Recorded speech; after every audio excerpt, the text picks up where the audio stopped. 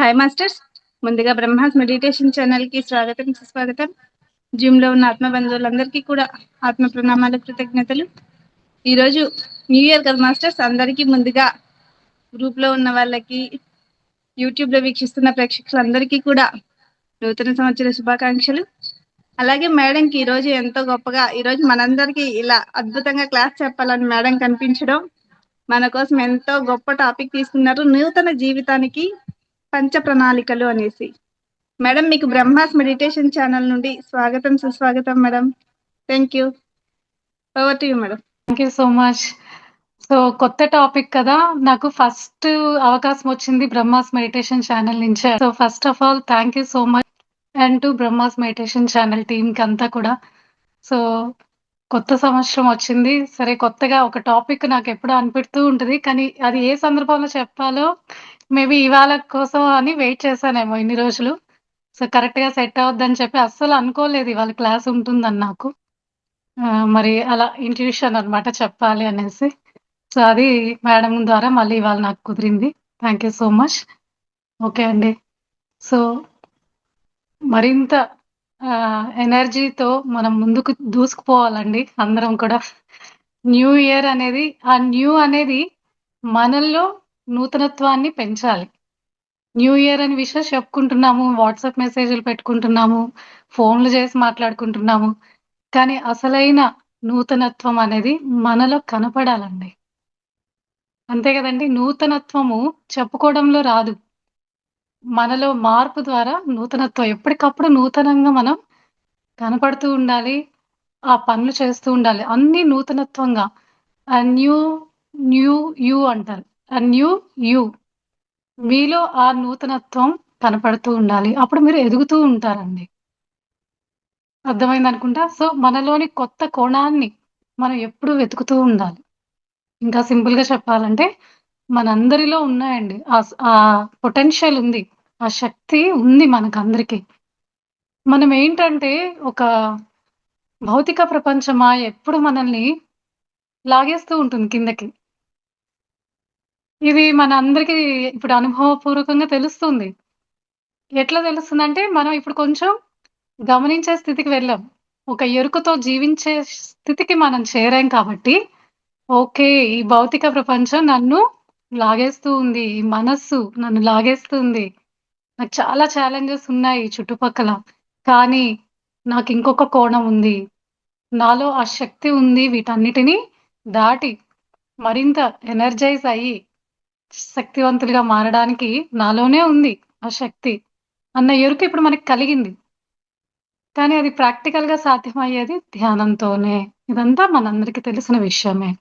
So ఎందుకు మనం ఇంత గట్టిగా పట్టుకున్నాం అంటే సొల్యూషన్ అక్కడే ఉంది కాబట్టి. సో ఇక్కడి నుంచి మనం తప్పించుకోవాలి అంటే ఈ మాయా ప్రపంచం నుంచి మన ఎరుకనే మనల్ని కాపాడేది. అవేర్నెస్, అవేర్నెస్ ఎప్పుడు ఎరుకతో జీవించడము, అది ధ్యాన సాధనతోనే సాధ్యము. ఓకే అండి. సో ఇప్పుడు ఇవాళ అసలైన టాపిక్ ఏంటంటే ఈ నూతన జీవితానికి, అంటే ఇవాళ నూతన సంవత్సరం కాబట్టి ఈ యొక్క నూతన జీవితానికి మనకి ఇదంతా కూడా పత్రిజీ సార్ జ్ఞానమే, కొంచెం కొత్త కోణంలో కొత్తగా చెప్పాలి కదండి, కొత్తగా తీసుకురావాలి కాబట్టి ఒక పంచ ప్రణాళికని మనం రాసుకోవాలండి. ఇవన్నీ నాకు తెలుసు, నా మైండ్ లో ఎప్పుడు తిరుగుతూ ఉన్నాయి, నేనేం రాసుకోక్కర్లేదని కాదండి, రాసుకోవాలి. పెన్ను పేపర్ పెట్టుకొని రాసుకుంటే అది జరిగే అవకాశాలు ఉంటాయి. అలా మైండ్ లో ఉన్నాయిలే నాకు గుర్తుందిలే అంటే అలానే కనుమరుగైపోతుంది అనమాట. సో మనం పెన్ను పేపర్ పెట్టుకొని ఈ పంచ ప్రణాళిక ఏంటి, మనలో ఉన్న కొత్త కోణాన్ని మనం బయటికి తీసుకొని వచ్చి మరింతగా శక్తివంతులుగా మారాలి అంటే ఆ ప్రణాళిక ఏంటి, ఆ పంచ ప్రణాళిక, పంచ సూక్తులు. సో ఆ 5 అంటారు, పంచ అంటే తెలుసు కదండి. సో ఈ పంచ ప్రణాళికని మనము రాసుకుందాము, రాసుకొని మన దగ్గర పెట్టుకొని దాన్ని మనం నిరంతరం ప్రతిరోజు కూడా ఆ ప్రణాళికబద్ధంగా జీవించడానికి ప్రయత్నం చేయవలసిందే. అన్నీ చెప్పుకోవడం వినడం కాదండి, ఎన్నో క్లాసులు చదువుతున్నా అసలు ఇన్ఫర్మేషన్ కి కొరవే లేదు మనకి. కానీ మనం ప్రణాళికబద్ధంగా జీవిస్తున్నామా లేదా, వాటన్నిటిని మనం తీసుకొని ఆచరిస్తున్నామా లేదా, అన్నది ఫస్ట్ మన ప్రామిస్ అండి. సో ఇన్ని రోజులు ఎన్నో రకాలుగా వింటూనే ఉన్నాం మనం. కానీ మన ఫస్ట్ ప్రామిస్ ఏంటి అంటే ఈ న్యూ ఇయర్‌కి మనం ఆచరిస్తున్నామా లేదా చెక్ చేసుకోవడము. ఇది రాసుకోవాలి ఫస్ట్ పాయింటు. ఇవన్నీ నేను వింటున్నాను. నాకు ఎక్కడ లేని జ్ఞానం, ఇన్ఫర్మేషన్ తెలుసు. కాదు. వీటిలో ఒక చిన్న పాయింట్ అయినా నేను ఆచరించి మార్పులు చూడగలిగానా నాలో నేను? స్వాధ్యాయం చేసుకుంటున్నానా లేదా అన్నది ఫస్ట్ థింగ్ అండి. దీని తర్వాతే మనం పంచ ప్రణాళికలోకి వెళ్దాం. ఓకే అండి. సో మొదటిగా మీ అందరికి తెలుసు ధర్మో రక్షిత రక్షితః. సో ధర్మాన్ని మనం రక్షిస్తే ఆ ధర్మమే మనల్ని రక్షిస్తుంది అన్న విషయం మనం వింటూనే ఉన్నాం. మనం తిరుపతికి వెళ్ళేటప్పుడు గూడా వృక్షో రక్షిత రక్షితః, ధర్మో రక్షిత రక్షితః అని వింటూ ఉంటాము. కానీ అసలు దాని అంతరార్థం ఏంటండి? అసలైన ధర్మాలు మనం పాటించవలసినవేంటి? ఈ భూమి మీద జన్మ తీసుకున్నందుకు మనం ఎలాంటి ధర్మాల్ని మనం పాటించాలి? మనకి సంఘపరంగా కొన్ని ధర్మాలుంటాయి. కుటుంబం పరంగా కొన్ని ధర్మాలు ఇవ్వబడుంటాయి సాంప్రదాయపరంగా. సో, అవే మన అందరికి తెలుసు. అవే ధర్మాలు అనుకుంటూ ఉన్నాము. అవి పాటిస్తే చాలు మనం కరెక్ట్ పాత్‌లో ఉన్నాము అనుకుంటున్నాము. కానీ ఇప్పుడు ఆత్మజ్ఞానం తెలిసాక అసలైన ప్రణాళిక అంటే ఏంటి? మనం అసలు వచ్చిన పని పూర్తి చేయాలంటే ఈ భూమి మీద దాని యొక్క ప్రణాళిక ఏ విధంగా ఉండాలి? సో, ఇలాంటివన్నిటికి కూడా మనకి పత్రిజీ సార్ జ్ఞానం అందించేసారండి. దాన్నే క్లుప్తంగా ఇవాళ మనము ఆ ప్రణాళిక ఏంటి అనేది మనం తెలుసుకుందాం. అందరూ రెడీయా అండి? ఓకే అండి. పంచ ప్రణాళికలో 5 ధర్మాలు ఉన్నాయి. 5 పంచ ప్రణాళికలో 5 ధర్మాలు మనం పాటించాల్సిందే. అప్పుడే మనలో కూడా ఆ మార్పును చూడగలుగుతాము. ఓకే అండి. సో, మొదటిది ఏంటి అంటే శరీర ధర్మము. తెలిసుండొచ్చు. తెలిసినా కూడా మళ్ళీ మనం నెమరు వేసుకోవాల్సిందే అండి. ఏ పూటకి ఆ పూట మనం ఫుడ్ తింటున్నట్లే, ఏ పూటకి ఆ పూట ఈ మైండ్‌కి, మన ఆత్మకి రెండిటికి కూడా, మన బుద్ధికి కూడా మనం పదును పెడుతూనే ఉండాలి. అప్పుడే ఈ మాయా ప్రపంచం నుంచి ఎరుక పెరిగి మనము జాగ్రత్తగా ఉంటాము. శరీర ధర్మము అన్నది మొదటి పంచ ప్రణాళికలో మొదటి ప్రణాళిక రాసుకోవాలి. శరీరానికి ధర్మం పాటించాలి. సో, శరీర ధర్మం ఏంటి అంటే, సో, మనము ధ్యానం చేయాలన్నా ముందు శరీరం పుష్టిగా ఉండాలి గదా! పుష్టిగా ఉండాలి. ఆరోగ్యంగా ఉంటేనే ధ్యానం గూడా కుదురుతది. ధ్యానం చేస్తే ఆరోగ్యవంతులు అవుతాము కరెక్టే. కానీ ముందు అసలు ఆరోగ్యం కొంచెమైనా ఉంటే గదండీ! అసలు కూర్చునే స్థితి ఉంటేనే గదా ధ్యానం చేయగలుగుతాము. అసలైన పర్పస్ ఏంటి? ధ్యాన సాధన బాగా చేయాలి. అది మన పర్పస్. మరి ఆ ధ్యాన సాధన చేయడానికి మన శరీరం సహకరించాలి గదండీ! First step. ఆ శరీరం సహకరించాలంటే మరి శరీర ధర్మం మనం ఫస్ట్ పాటించాలి. ఓకే అండి. మరి శరీర ధర్మం అంటే ఏంటి? శరీరం ఉన్నంత కాలము ఇదొక మెషిన్ అని చెప్తారండి. యంత్రము అని చెప్తారు. ఈ యంత్రం పనిజేయాలంటే యంత్రం ఎప్పుడు పనిజేస్తేనే పనిజేస్తూ ఉంటది బాగా. నాకు వయసయిపోయింది. నాకు ఓపిక లేదు. నాకు చాలా బద్ధకంగా ఉంది అని చెప్పి మనము కదలకుండా కూర్చుంటూ ఉంటాము. ఇలా రకరకాల రీజన్స్‌తో శరీరానికి ఎక్కువ రెస్ట్ ఇవ్వడానికి ట్రై చేస్తూ ఉంటాం. Actually rest ఇవ్వకూడదండి. శక్తి ఉన్నంత కాలము దానికి మూవ్‌మెంట్స్ ఇస్తూ ఉండాలి. కదలికలు.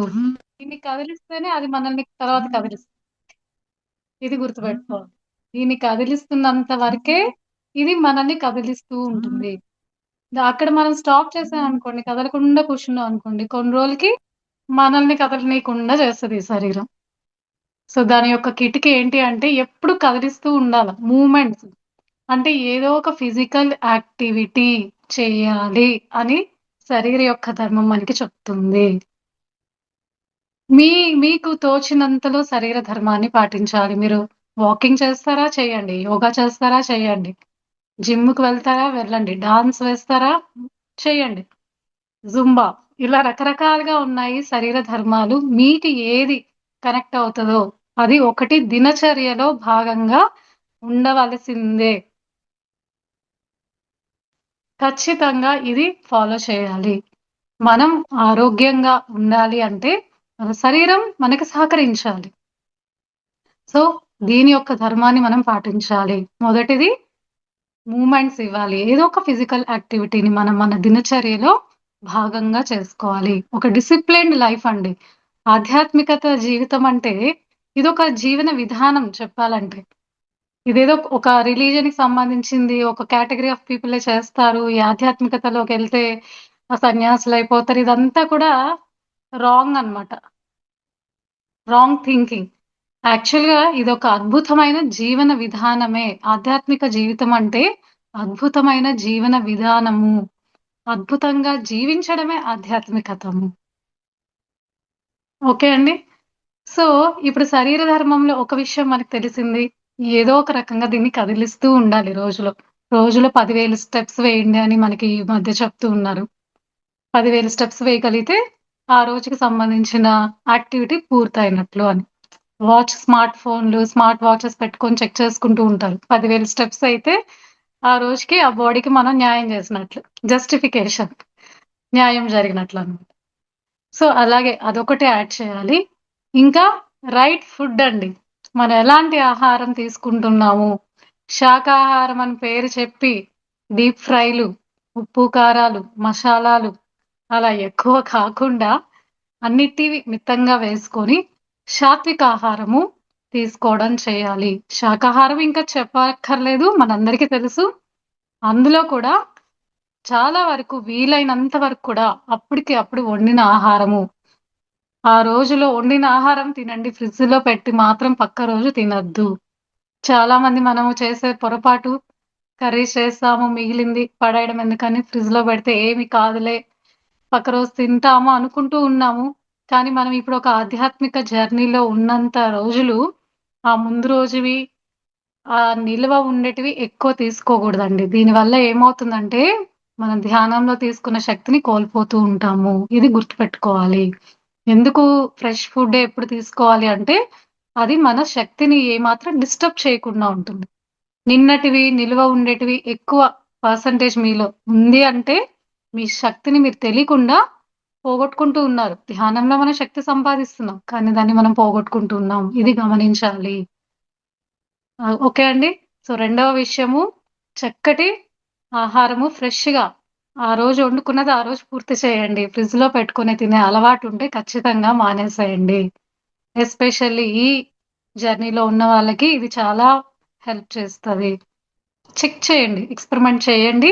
రిజల్ట్ చూడొచ్చనమాట. దానివల్ల అది నిన్నటిది, మొన్నటిది అలా ఫ్రిడ్జ్‌లో పెట్టి తినడం వల్ల మనకి తమో, రజో గుణాలు గూడా పెరుగుతాయి. ఇదొక రీజన్. సో, ఈ గుణాల్ని గూడా ట్రిగ్గర్ చేస్తాయండి. అందుకనే ఆహారానికి అంత ప్రాముఖ్యత ఇస్తారు. మన పత్రిజీ సార్ ఎప్పుడు చెప్తూ ఉంటారు. యుక్తాహారం, మితాహారం, నిరాహారం అని మనం విన్నాం కదా! సో, ఎంత తినాలో అంత తినండి. ఎలాంటి ఫుడ్ తినాలో అలాంటి ఫుడ్డే తినడానికి ప్రయత్నం చేయండి. ఇక్కడ ఇంకా ఎవరైనా కూడా వెల్లుల్లి తింటూ ఉన్నట్లయితే అది కూడా ఖచ్చితంగా మానేసేయండి. వెల్లుల్లి ఇంకా పుట్టగొడుగులు, మష్రూము ఇంకా వెల్లుల్లి పూర్తిగా మానేయాల్సిందే. ఇవి కూడా తమో రజో గుణాన్ని పెంచేటివి. ఇంకా కూడా మన ఎనర్జీ డ్రైనర్ కూడా. వెల్లుల్లి కూడా మనం ధ్యానంలో తీసుకున్న శక్తిని తీసేస్తదండి వెల్లుల్లి. సో, నేను 2 ఏళ్ల నుంచి ఆపడం జరిగింది. ఇంకా మరింతగా నాకు ట్రాన్స్‌ఫర్మేషన్ నా లైఫ్‌లో కూడా కనపడింది. అప్పటి వరకు ఏముందిలే ఇంతే గదా! యేసుకున్నాను. ఫంక్షన్స్‌లోనే గదా! తిన్నాను. బయటికెళ్ళినప్పుడే గదా! తిన్నానని తినేదాన్ని నేను కూడా. కానీ ఒక 2 ఇయర్స్ నుంచి కంప్లీట్‌గా ఆపడం జరిగింది. దాంతో నాలో మార్పు ఇంకా చూసాను రియల్‌గా. సో, అప్పటినుంచి ఇంక బయటికెళ్ళినా గూడా పెరుగన్నం ఉన్నా చాలు.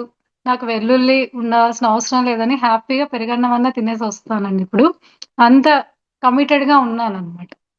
సో, అది కూడా మీ అందరికి నేను షేర్ చేస్తున్నాను. ఖచ్చితంగా వెల్లుల్లి, ఇంకా మష్రూమ్స్‌ని మానేసేయండి. ఇప్పుడు చూడండి మరీ దేశం కాని దేశం వెళ్తాము. అక్కడ మనకింక ఫుడ్ ఆప్షన్ లేదు అంటే, ఎంతో కొంత అక్కడ మనకి ఆప్షన్ లేదు. ఇప్పుడు చూడండి మన చేతిలో ఆప్షన్స్ ఉన్నప్పుడు మనం వెళ్ళకూడదు. ఆప్షన్స్ లేదింకా.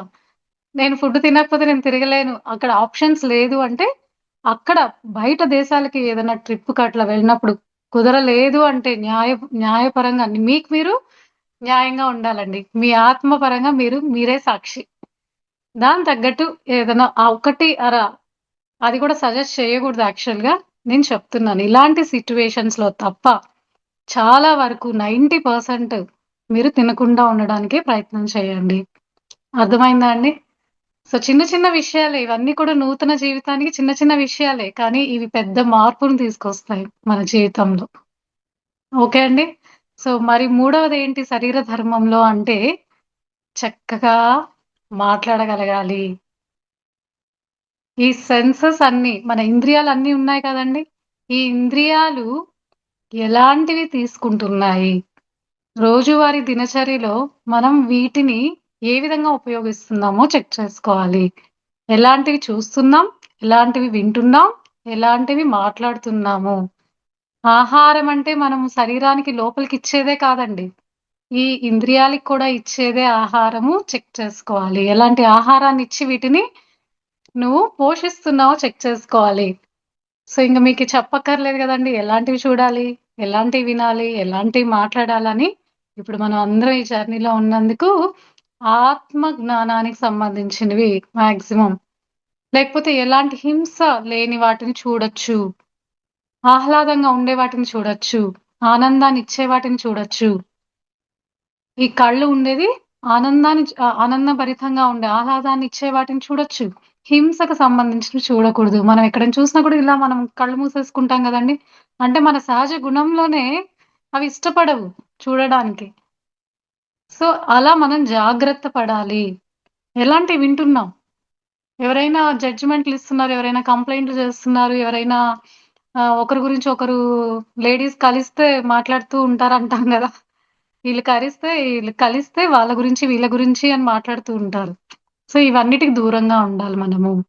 మనం అక్కడి నుంచి తప్పించుకోవాలి. నాకు చాలా పనుంది. నాకు ఫోనొచ్చింది. మా ఇంటికి ఇప్పుడే వేరే వాళ్ళొస్తున్నారని మనం తెలివిగా తప్పించుకోగలగాలి. చాలా మంది మొహమాటానికి కూర్చునేస్తారండి. కొంతమంది మొహమాటానికి కూర్చుంటారు. కొంతమంది పాపం జాలిగా వాళ్ళకేదో సహాయం చేసిన వాళ్ళలాగా ఏం చెయ్యము. కానీ సహాయం చేస్తున్నట్లు వాళ్ళ దగ్గర కూర్చొని చక్కగా ఇంటాం రామాయణం అంతా కూడా. వినండి. కానీ తీసుకోవద్దు. విన్నట్టు వినండి. కానీ తీసుకోవద్దు. ఇక్కడి నుంచి విని, ఇక్కడి నుంచి వదిలేయండి. లేకపోతే మీరింకేదైనా ఆలోచించుకోండి. మీకంత జంకుగా అంటే మొహమాటంగా, అయ్యో! వాళ్ళు కోల్పోతారు. నేనిక్కడ లేసి వెళ్ళిపోతా అన్న ఫీలింగ్ ఉంటే విన్నట్టు వినండి. వదిలేసేయండి. ఏదైనా ఉంటే సహాయం చేసేదానికి వాళ్ళకి సజెషన్ ఇవ్వండి. అంతేగాని వాళ్ళతో పాటు వత్తాసు పలకకూడదనమాట. ఇప్పుడు ఒక అత్తగారు చూసుకోవట్లేదని చెప్పి వాళ్ళ అత్తగారి గురించి పక్కన మాట్లాడేటప్పుడు, మీ అత్త అలానా? మా అత్త కూడా ఇలానే అని మనం స్టార్ట్ చేయకూడదనమాట. ఇన్‌స్టెడ్ మనం వాళ్ళకి కొంచెం జ్ఞానాన్ని ఇవ్వగలగాలి. ఇప్పుడు మనం ఇందులో ఉన్నామంటే మన పర్పస్ ఏందండి? ఒక అవగాహనతో జీవితాన్ని జీవించాలి అనేది 10 మందికి కూడా మనం చెప్పాలి. వీటిలో అసలు సత్యం మనకు తెలుసు కదండీ! ఇవాళ ఒకరు ఇబ్బంది పెట్టారు అంటే దాంట్లో సత్యం మనకు తెలుసు కదా! ఎందుకు ఇబ్బంది పెడుతున్నారో. అక్కడ కర్మ సిద్ధాంతం ఉంది కదా! మన వాస్తవానికి మనమే సృష్టికర్తలం గదా! మన డిజైన్ మనమే గదా వేసుకొని వచ్చాము. ఇవన్నీ విషయం పట్ల మనకు అవగాహన ఉంది కదా! అలాంటప్పుడు అలాంటివి మీరు విన్నప్పుడు వాళ్ళకి జ్ఞానమన్నా ఇవ్వండి. లేదు అంటే విన్నట్టు ఉండి వదిలేసేయండి. ఏది తీసుకోకూడదు. ఏది వినడానికి మన చెవులు వాటికి కాదు ఉండేది. ఇవెప్పుడు ఓపెన్‌గా ఉన్నాయంటే ఏవంటే అవి వినడానికి కాదండి. సో, మనం జాగ్రత్త పడాలి. ఓకే అండి. ఈ ఇంద్రియాలకి ఎలాంటి ఆహారాన్ని ఇస్తున్నావు? వీటిని ఎలా పోషిస్తున్నావు? వీటిని ఎంత కేర్ తీసుకుంటున్నావు? ఇదంతా బాధ్యత మన మీదే ఉంది. ఇప్పుడొక పెద్ద ఛాలెంజ్ మనందరికీ స్క్రీను, ఫోటో. ఫోను స్క్రీన్ చూడడం అనేది పెద్ద ఛాలెంజింగ్ అయిపోయింది. నేను అన్ని మంచివే చూస్తున్నానండి స్క్రీన్‌లో. మంచి మంచి వీడియోసే చూస్తున్నాను. మంచి మంచి ఫోటోసే చూస్తున్నాను. మంచి మంచివి ఫార్వర్డ్ చేస్తున్నా. కానీ ఎంత టైమ్ స్పెండ్ చేస్తున్నారు? ఈసారి మీరందరూ మొబైల్‌లో స్క్రీన్ టైమ్ అని పెట్టుకోవచ్చనమాట. ఆప్షన్ ఉంది. ఒక రోజులో ఎంత స్క్రీన్ మీరు చూసారో అక్కడ నోట్ అయిపోతది. ఇది చెక్ చేసుకోవడం మొదలుపెట్టండి. ఎంత మంచి చూసినా కూడా తిరిగి మనం దేనికి చెడ్డ చేస్తున్నాం అంటే మన కళ్ళకి ఇబ్బందిని క్రియేట్ చేస్తున్నాం. ఇది గమనించాలి. ఇది అందరికీ ఛాలెంజు. ఈ విషయాన్ని గమనించాలి. మన కళ్ళ మీద రెస్పాన్సిబిలిటీ మనకే ఉందండి. దాన్ని మనం రక్షిస్తే తిరిగి మనకి అది మనల్ని రక్షిస్తుంది. మన కంటి చూపు ఏ ప్రాబ్లమ్ లేకుండా ఉంటుంది. ఇప్పుడు వచ్చిన పెద్ద ప్రాబ్లమ్ అందరికి జనరేషన్ పిల్లల దగ్గర నుంచి కళ్ళ ప్రాబ్లమ్స్ ఎక్కువైపోతున్నాయి. చిన్న చిన్న విషయాలే అనుకోవచ్చు. కానీ ఎంత హార్మ్ జరుగుతుందంటే ఈ స్క్రీన్ వల్ల సో చెక్ చేసుకోండి. గమనించండి. మంచివే చేయండి. కానీ ఒక లిమిట్ పెట్టుకోండి. నేను 1 అవర్ మాత్రమే స్క్రీన్ చూస్తాను. ఎంత ఇంపార్టెంట్‌వైనా కూడా రోజులో 1 అవర్ చేస్తానంతే. సో, ఈ విధంగా ఎలాంటివి చూస్తున్నారో గమనించుకోండి. మీ కంటి చూపు ఇతరుల మీద ఎలా ఉందో అది కూడా గమనించండి. ఏదైనా పనులు చేయలేదంటే ఇట్లా ఉరిమి చూస్తామండి మనందరం. అవునా? ఎక్కువ ఉరిమి చూడడం వల్ల కళ్ళ మీద కురుపులొస్తాయి గుర్తుపెట్టుకోండి. సో, అన్నిటికి కనెక్షన్ ఉందండి. సో, మనం ఎలా చూస్తున్నాం? ఆ కళ్ళలో ఒక హ్యాపీనెస్ చూడాలి అందరిని. మన ఇంట్లో వాళ్ళనైనా సరే. మాట్లాడకూడదని చెప్పారు గదా! అని కళ్ళతో ఉరిమి చూసి మనం గమ్ముగా పనులు చేస్తూ ఉంటాం. అది గూడా తప్పే.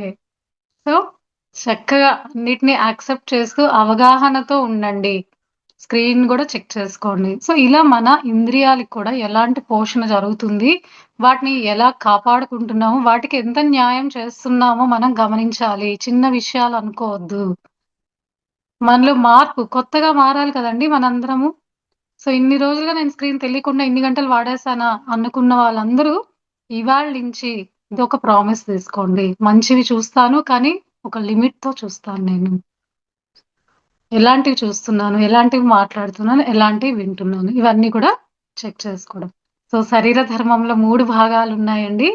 శరీరానికి మనం ఏదో ఒక యాక్టివిటీ ఇవ్వాలి. Physical activity. రెండవది చక్కటి ఫుడ్డు. ఎలాంటి ఫుడ్ తింటున్నామో గమనించుకుంటూ కాన్షియస్ ఈటింగ్ అంటారండి. ఒక దండం పెట్టుకొని తినడం. ఒక థాంక్స్ చెప్పుకుంటూ తినడం ఆ ఫుడ్‌కి. చేస్తున్నారా అండి అందరూ? ప్రతి రోజు కూడా మనం ఒక ఫుడ్ స్టార్ట్ చేసామంటే దానికి థాంక్స్ చెప్పుకుంటూ తినాలి.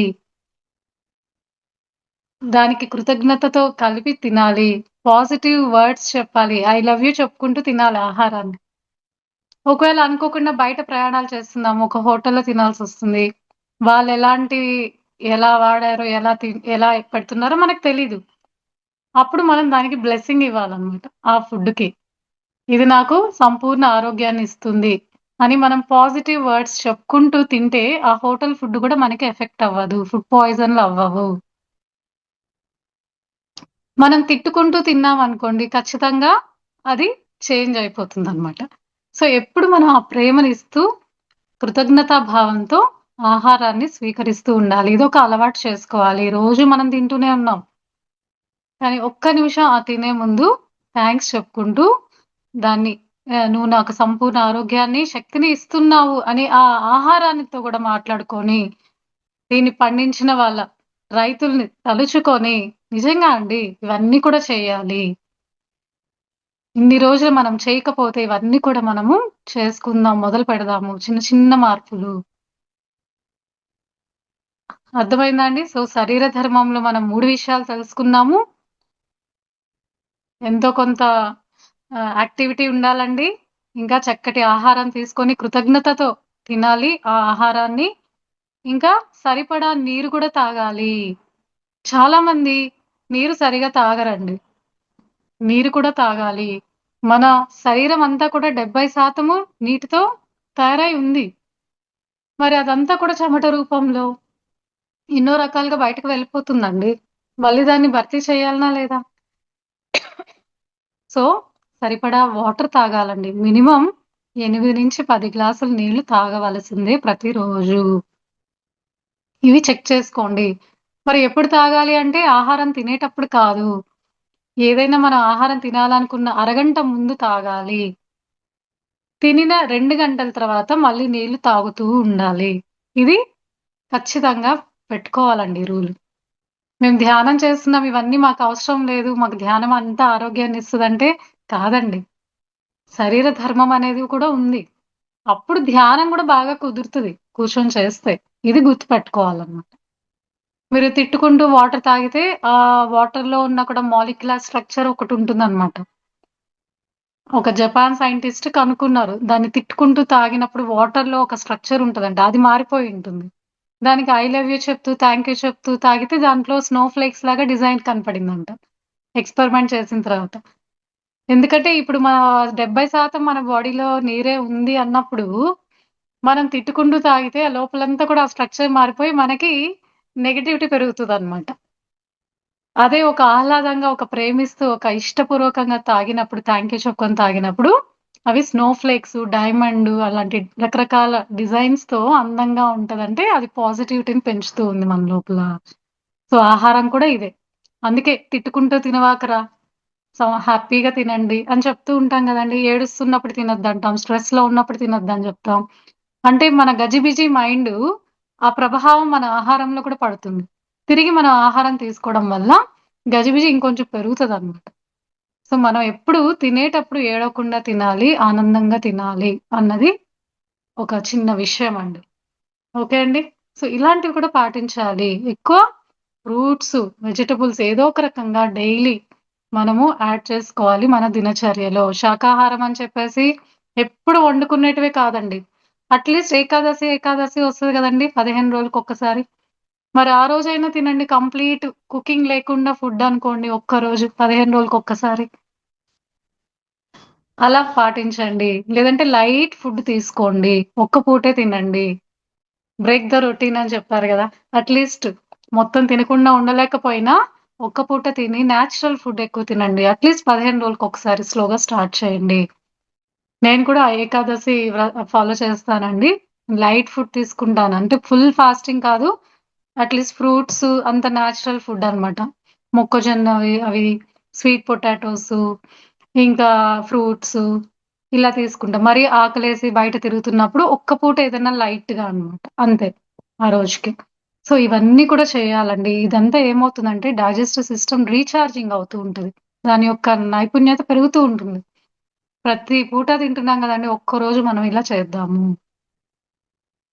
ఓకే అండి. ఇంకా ఉండగలిగితే ఫాస్టింగే ఉండొచ్చండి. పూర్తి రోజు ఏం తినకుండా కూడా ఉంటారు. తేనె, నిమ్మకాయ నీళ్ళు తాగొచ్చు, టెంకాయ నీళ్ళు తాగొచ్చు, మజ్జిగ తాగుతూ ఉండొచ్చు. అలా లిక్విడ్ డైట్ మీద గూడా ఉండొచ్చు. అది ఎవరి శక్తికి వాళ్ళకి అన్నమాట. సో, ఇవన్నీ కూడా యాడ్ చేయాల్సిందే శరీర ధర్మంలో. ఓకే అండి. సో, ఇలా మనము శరీర ధర్మాన్ని పాటించాలి. అర్థమైందా అండి? ఇంక అసలైన శరీర ధర్మంలో మనము షవర్ బాత్ చేస్తాము. షవర్ బాత్ చేసే ముందు కాస్మిక్ బాత్ చేద్దాము. అంటే ఆ విశ్వధారను తీసుకోవడమే కాస్మిక్ బాత్ అన్నమాట. మనం ప్రతిరోజు స్నానం చేస్తున్నాం. నీటిలో మునిగితే స్నానం అంటారు. శ్వాసలో మునిగితే ధ్యానం అంటారు. అలా మనము షవర్ బాత్‌కు ముందే కాస్మిక్ బాత్ చేద్దాము. ఈ శరీరానికి శక్తి కావాలి. ఈ శక్తికి ధ్యానము ఎంతో హెల్ప్ చేస్తుంది, ఇస్తుంది. అర్థమైందా అండి? సో, ఇది ఫస్ట్ మన ప్రణాళికలో శరీర ధర్మాన్ని మనం పాటించాలి అని రాసుకుందాము. ఈ చిన్న విషయాల్ని తెలుసుకొని మనం ప్రయత్నం చేద్దాం. నూతనంగా జీవించడానికి మొదలు పెట్టాలండి. ప్రతి ఇయర్ ఒస్తది. ప్రతి ఇయర్ విషెస్ చెప్పుకుంటున్నాం. కానీ ప్రతి ఇయర్ మనలో మార్పు ఎంతవరకు వచ్చిందో మనం నిన్న రాసుకొని ఉండాలందరూ. 2025లో నాలో ఏం మార్పొచ్చింది? నేనేమేం చేసిన దానికి నాలో ఏం మార్పొచ్చిందో మనం మానిటర్ చేసుకోవాలండి. స్వ అధ్యాయము. ఇప్పుడు మళ్ళీ 2026 కూడా వచ్చింది. ఇప్పుడు నేను 2027 లోపల నేను ఈ మార్పులన్నీ నేను నా జీవితంలో తెచ్చుకొని నేను మార్పుని చూస్తాను. నేను ఎక్స్‌పెరిమెంట్ చేస్తాను. ఇలా అనుకోవడం వల్లనే జరుగుతుందండి. మన మైండ్‌లో ఉన్నాయిలే, నాకు గుర్తుందిలే అని కాదండి. ఎంత పర్ఫెక్ట్‌గా స్కూల్‌లో టైమ్ టేబుల్ ఇస్తారో పిల్లలకి ప్రతి పీరియడ్ ఇది అని టైమ్ టేబుల్ అని మన మన ప్రణాళిక కూడా ఉండాలి. మన దినచర్యలో కూడా అది ఒక భాగంగా ఉండాలి. ఓకే అండి. మరి రెండవ ప్రణాళికకు వెళ్ళిపోదామా? పంచ ప్రణాళికలో మొదటిది శరీర ధర్మం చాలా క్లియర్‌గా అర్థమైందని అనుకుంటున్నాను. రాసుకున్నారనుకుంటున్నాను. మరి రెండవదేంటండి? రెండవది ఏంటి అంటే కుటుంబ ధర్మము. ఓకే అండి. సో, రెండవ పంచ ప్రణాళికలో మన ధర్మం ఏంటి అంటే కుటుంబ ధర్మము. ఈ కుటుంబ ధర్మము చాలా ముఖ్యమైనది. కుటుంబమ ధర్మం అంటే మన రక్తం పంచుకొని పుట్టిన వాళ్ళు. అంటే మన ఫ్యామిలీ మెంబర్స్ అన్నమాట. అలా ఒక కుటుంబం ఉంది. మరి ఆత్మ కుటుంబం కూడా ఉందండి. మనం ఎంతో మంది నుంచి ధ్యానం నేర్చుకుంటూ ఉంటున్నాం. మనం ఎంతో మందికి చెప్తూ ఉన్నాము. ఎక్స్టెండెడ్ ఫ్యామిలీ అంటారు. వీళ్ళందరూ కూడా కుటుంబ ధర్మం కిందే వస్తారు. వీళ్ళనే మనం ఆధ్యాత్మిక పుత్రులు అంటారు. మన ఫ్యామిలీలో ఉన్న మన ఓన్ బ్లడ్ రిలేటెడ్ పీపుల్‌ని మన బాధ్యత ఉంటే, ఆధ్యాత్మిక పుత్రుల పట్ల గూడా మన బాధ్యత ఉంది అన్నది మనం గుర్తు తెచ్చుకోవాలండి. కేవలం కుటుంబం అంటే మన రక్తం పంచుకున్న వాళ్ళే కాదు. అది 50% మాత్రమే అంట. 50% బాధ్యత మనకి ఆధ్యాత్మిక పుత్రులను చేర్చుకోవడంలో కూడా ఉంది. వాళ్ళకి మనం ధ్యానం చెప్పగలిగే స్థితికి కూడా వెళ్ళాలి. ఇంకా మనము ఎంతో మంది దగ్గర నుంచి ధ్యానం నేర్చుకుంటూ ఉంటాము. సో, వాళ్ళ పట్ల రెస్పెక్టు, మరి మనం ఎంతో మందికి చెప్పగలిగే శక్తి. ఇలా మనం బేరీజు వేసుకుంటూ ఉండాలి. వాళ్ళని కూడా మనం గమనించగలగాలి. ఇదే కుటుంబ ధర్మము. 2 రకాలుగా మనం కుటుంబ ధర్మాన్ని పాటించాలి. ఎంతో కొంత అండి. ఇద్దరు ముగ్గురున్నా పర్వాలా ఆధ్యాత్మిక పుత్రులు అంటారు. ఓకే అండి. సో, ఇలాగా మన కుటుంబం పట్ల బాధ్యత ఉండాలి. మన ఓన్ ఫ్యామిలీ మెంబర్స్, మన రక్తం పంచుకొని వచ్చిన వాళ్ళ పట్ల బాధ్యత వహించాలి. ప్రేమను అందించాలి వాళ్ళకి. ఒకరి కారణం లేకుండా వాళ్ళు మన ఫ్యామిలీ మెంబర్స్‌గా రారండి.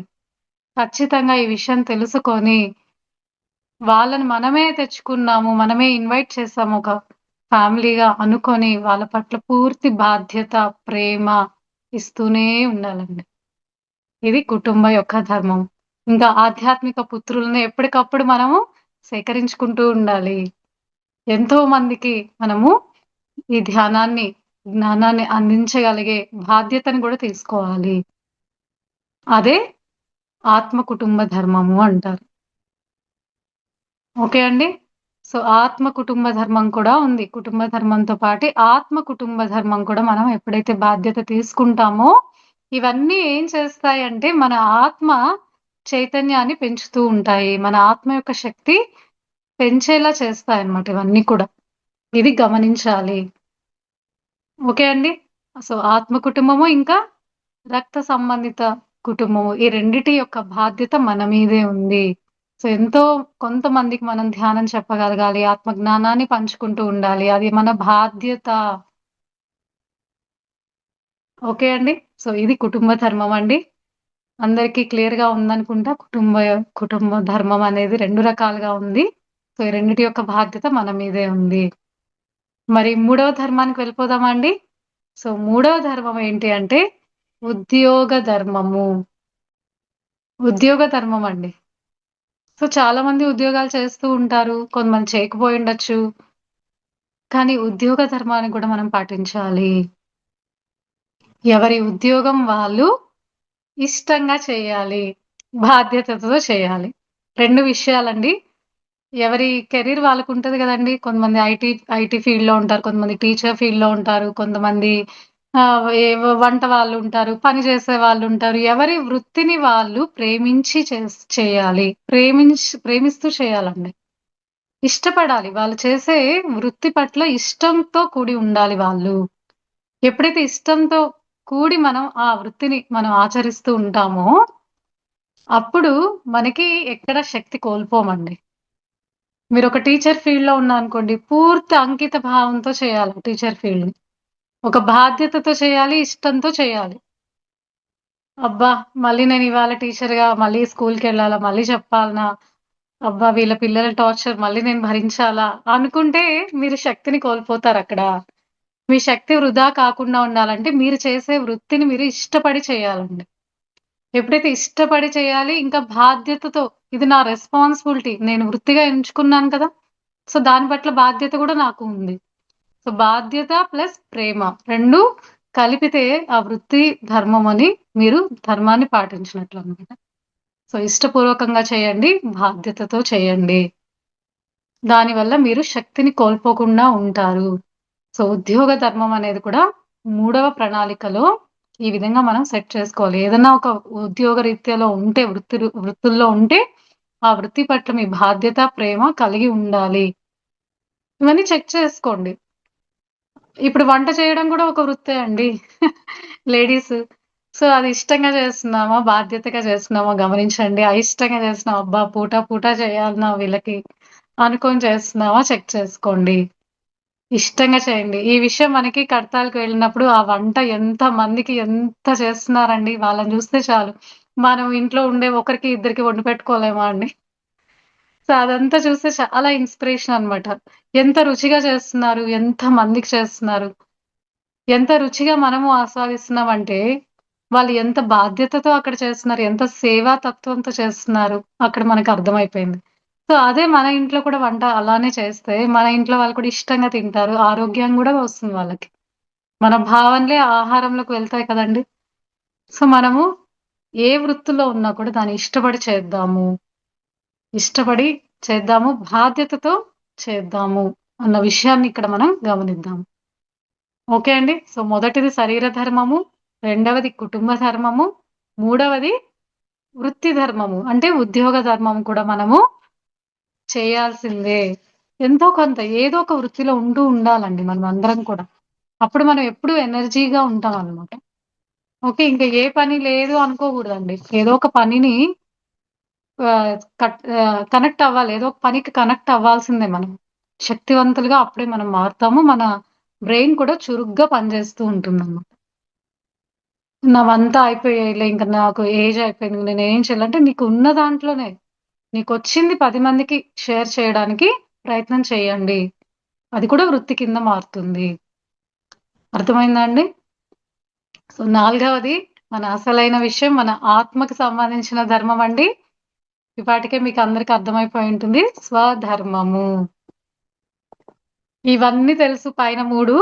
ఇక్కడ చాలా మందికి తెలీదండి. స్వధర్మం ఏంటి? ఇదొక ధర్మం ఉందా అని అడుగుతారు బయట చెప్తే. ఇది అసలైన ధర్మం అండి. స్వధర్మము మనందరం కూడా పాటించాలి. ఈ స్వధర్మంలోనే మన త్రిరత్నాలు ఉన్నాయి. మనకి ఆ 3 సార్ ఇచ్చిన త్రిరత్నాలు ఎక్కడ ఉన్నాయంటే స్వధర్మంలోనే ఉన్నాయి. ఆత్మకు పోషణ, ఆత్మకు కూడా ఆహారం కావాలి. ఆత్మకిచ్చే ఆహారమే ధ్యానము, స్వ అధ్యయనము, ఇంకా సజ్జన సాంగత్యాలు. అవును కదండి. సో, ఈ త్రిరత్నాల్ని పాటించడమే స్వధర్మాన్ని పాటించినట్లు. ఇవన్నీ కూడా మన దినచర్యలో ఉన్నాయా లేదా చెక్ చేసుకొని రాసుకోవాలి. అట్‌లీస్ట్ ఒక గంట ధ్యానం, ఒక గంట స్వాధ్యాయం, ఒక గంట సజ్జన సాంగత్యం. 3 గంటలు మనం స్వధర్మానికి ఖచ్చితంగా పెట్టుకోవాల్సిందే. అప్పుడే మీరు మార్పు చూడగలుగుతారు. సో, ఈ న్యూ ఇయర్‌కి ఇవాళ నుంచి కూడా మనము ఒక 1 అవర్ సజ్జన సాంగత్యం చేశామా లేదా? విన్నామా లేదా? ఏదైనా ఆత్మజ్ఞానానికి సంబంధించింది ఏదైనా విన్నామా లేదా? నేనేదైనా బుక్ చదివానా లేదా? ఒక గంట. చదవడం రాకపోతే దానికి సంబంధించి ఆడియోస్ ఉంటాయి గదండీ! విన్నామా లేదా? అట్‌లీస్ట్. కుదరలేదా అట్‌లీస్ట్ 2, 3 పేజీలు చదివానా లేదా? ఇవన్నీ ప్రామిస్ తీసుకోవాలండి. మనకి ఇంటెన్షన్ బావుంటది. నేను ఆత్మపరంగా ఎదగాలి, ఆత్మపరంగా ఎన్నో చేయాలి. కానీ మనము ఇంటెన్షన్ ఉంది. కానీ దాన్ని అప్లై చేస్తున్నామా లేదా చెక్ చేసుకోవాలి. ఆచరిస్తున్నామా లేదా? ఇంటెన్షన్ చాలా బావుంది అందరికి. కానీ ఎంత దాన్ని అప్లై చేస్తున్నామో చెక్ చేసుకోండి. ఇవన్నీ చేస్తేనే కదండీ! ఏ పెయిన్ లేకుండా ఏ గెయిను రాదండి. ఇవన్నీ కూడా పెయిన్ కూడా అనుకోకూడదు. ఇవన్నీ మంచి కష్టాలు అంటారు వీటిని. ఆత్మపరంగా చేసుకునేటివన్నీ కూడా మంచి కష్టాల కింద వస్తాయి. నీ ఆత్మ ఎదగాలి, అవతల వాళ్ళ ఆత్మ కూడా ఎదగాలి అన్నది మన ధ్యేయం అన్నమాట. ఇదే జీవిత ధ్యేయం. మన ఆత్మ ఉన్నతికి, పక్క వాళ్ళ ఆత్మ ఉన్నతికి మనం ఎప్పుడు పాటుపడుతూ ఉండాలి. ఇదే ప్రతి ఒక్క ఆత్మ ఉన్నతికి రహస్యం అన్నమాట. ఆత్మ ఎలా ఎదుగుతుంది అంటే, నీ యొక్క ఆత్మ ఎదుగుదలకి, పక్కవారి ఆత్మ ఎదుగుదలకి నువ్వు ఎప్పుడైతే సహాయపడుతూ ఉంటావో, ఆటోమేటిక్‌గా నీ ఆత్మ ఉన్నతి, పురోగతి జరుగుతూ ఉంటుంది. సో, దీనికి సంబంధించిన కార్యక్రమాలు చేయడమే స్వధర్మము. ఇంక రోజు ఇవన్నీ చెక్ చేసుకోవాల్సిందే అండి. ఇవన్నీ కూడా రాసుకొని, ఏ టైం ఎప్పుడు ధ్యానానికి కుదురుతుంది రాసేసుకొని, బుక్ రీడింగ్ ఎప్పుడు పెట్టేసుకుందాము, సజ్జన సాంగత్యం ఎప్పుడు చేద్దాము, ప్రతిరోజు మార్నింగ్ లేసినప్పుడు మనం రాసేసుకోవాలి. సో, ధ్యానం రోజు ఒకే టైంలో ఆల్‌మోస్ట్ అందరం చేస్తుంటాం కాబట్టి దానికి టైం ఫిక్స్. సో, మిగతాయి కుదరకపోతే, ఆ రోజు ప్రణాళిక ప్రకారం మనం రాసుకుందాము. ఈ మూడిటికి కూడా మనము టైం కేటాయిద్దాము. ఇవే మన ఆత్మ ఉన్నతికి ఎంతో హెల్ప్ చేస్తాయి. అర్థమైందండి? స్వాధ్యాయంలోనే ఇంకొక విషయం అధ్యాయం అంటే మనల్ని మనం చెక్ చేసుకోవడం కూడా దినచర్యలో భాగంగా ప్రతిరోజు రాత్రి పడుకునే ముందు చెక్ చేసుకొని మనల్ని మనం ఒక్కసారి గమనించుకొని పడుకుందాము. ఇవన్నీ చేస్తున్నాను కదా! నేనేమన్నా ఇంకేదైనా తప్పు చేశానా? ఇంకేదైనా ఫ్లిప్ అయ్యానా ఈ మాయా ప్రపంచంలో? అదొక్కసారి మనకి మనం రీచెక్ చేసుకొని, దాన్ని సరిదిద్దుకొని, మళ్ళీ పక్క రోజు అది రిపీట్ అవ్వకుండా మనల్ని మనం జాగ్రత్త పెట్టుకోవాలి. ఇది స్వధర్మంలో రెండవ విషయము. స్వాధ్యాయం అంటే బుక్కులు చదవాలి. ఎంతో ఆత్మజ్ఞానానికి సంబంధించిన బుక్స్ చదువుతూ అధ్యాయం మనల్ని మనం చెక్ చేసుకోవడం కూడా చేయాలి. 2 రకాలుగా స్వాధ్యాయం చేయాలి. ఈ 3 ఎప్పుడైతే ఉంటాయో ఇది స్వధర్మాన్ని మనం పాటించినట్లే. ఓకే అండి. అందరికీ క్లియర్ అనుకుంటా. 4వ ప్రణాళిక ఏంటి? పంచ ప్రణాళికలు అంటే స్వధర్మాన్ని పాటించడమే. త్రిరత్నాలే స్వధర్మము. మరి 5వది ఏంటండి? పంచ ప్రణాళికలో 5వది ఏంటి అంటే సామాజిక ధర్మము పాటించాలి. సామాజిక ధర్మం పాటించాలి. అంటే ఏంటండి? లోక కళ్యాణానికి సంబంధించిన కార్యక్రమాల్ని విరివిగా వీలైనంతగా ఆచరిస్తూ ఉండాలి. సామాజిక ధర్మం కూడా మన మీద ఉంది. సో తన్మంధన్ ఏదో ఒక రూపంలో మీకు శరీరం పరంగా సేవ చేయగలిగితే ఎవరికైనా చేయండి. లేదు నాకు ధనం చాలా ఉంది, నేను ధన సహాయం చేస్తానంటే ధనం సహాయం చేయండి. కానీ లోక కళ్యాణానికి సంబంధించినవై ఉండాలి.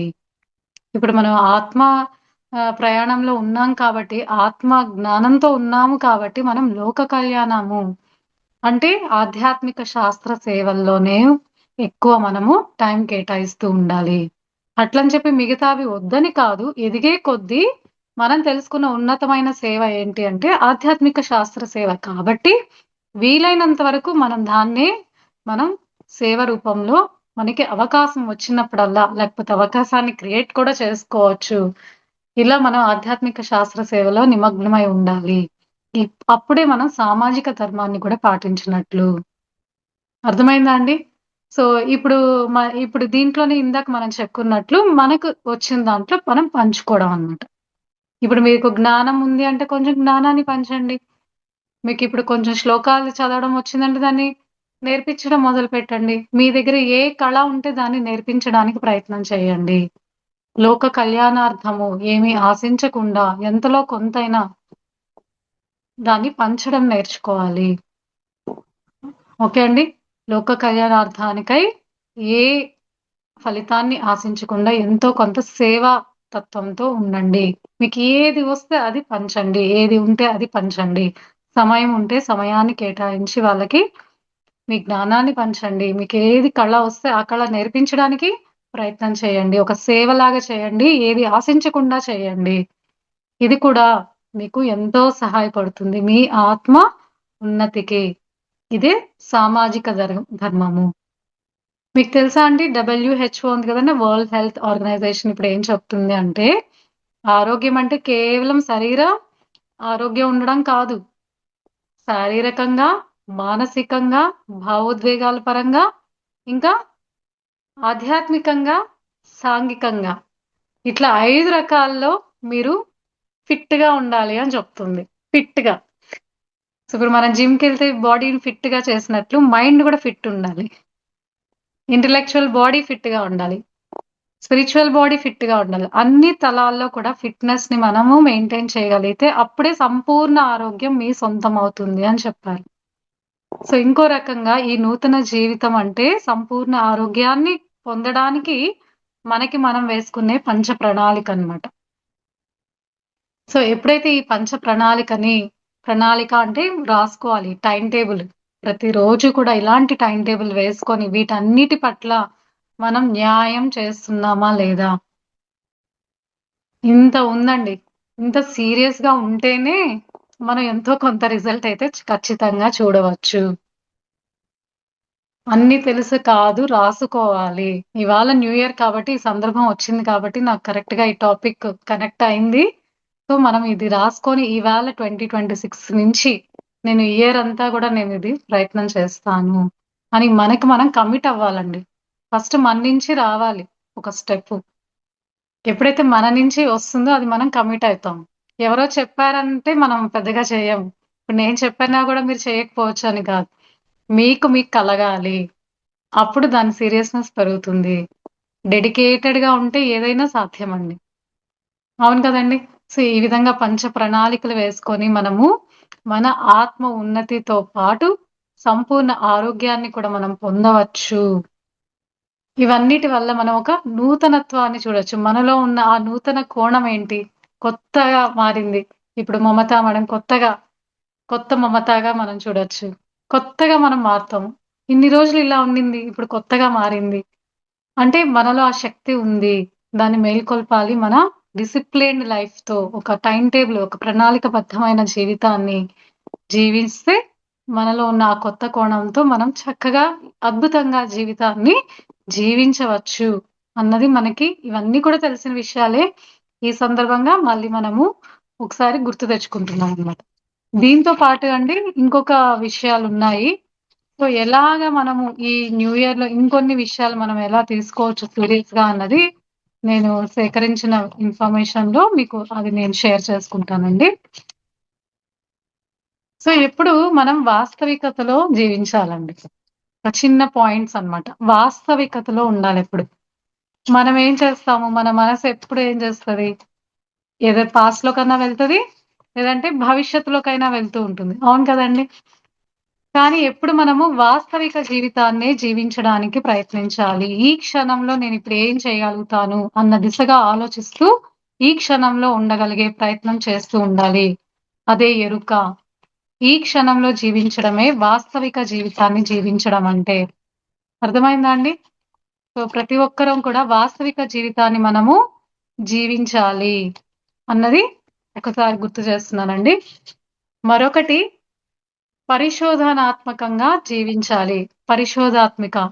అంటే ఇప్పుడు పరిశోధన చేయాలి. ఇప్పుడు ఒకరు చెప్పారులే, విన్నాను అని బ్లైండ్‌గా ఫాలో చేయగూడదండి ఏది కూడా. దాన్ని పరిశోధన చేయాలి. ఎక్స్‌పెరిమెంట్ చేయాలి.